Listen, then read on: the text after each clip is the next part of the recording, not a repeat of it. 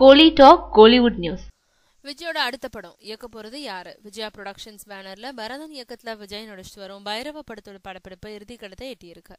இன்னும் சில நாட்கள்ல படப்பிடிப்பு முடிவடைய இருக்கும் பைரவ படம் பொங்கல் வெளியிட வர இருக்கு. இந்த படத்தை தொடர்ந்து திரைப்பட இயக்குனரான அட்லி இயக்கத்துல மீண்டும் நடிக்க இருக்காரு விஜய். அட்லியும் விஜயும் 2வது முறையா இணையும் இந்த படம் விஜயோட 61வது படம்.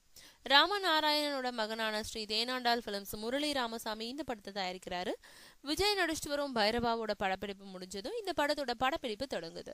இந்த படத்தை இயக்க அட்லிக்கு 10 கோடி சம்பளம் கொடுக்கப்பட்டிருக்கிறது பரபரப்பா பேசப்படுது. இந்த நிலையில விஜய்க்காக இயக்குனர் செல்வராகவன் ஒரு கதையை ரெடி பண்ணி அவர்கிட்ட சொல்லியிருக்காருன்னு ஒரு தகவல் அடிப்படுது. அந்த ஸ்கிரிப்டை கேட்ட விஜய்க்கு அது பிடிச்சு போனதுனால செல்வராகவன் இயக்கத்துல விஜய் நடிக்க இருக்காருன்னு பேசிக்கிறாங்க. ஆனா இது சம்பந்தமான எந்த அதிகாரப்பூர்வ அறிவிப்பும் வெளியாகல.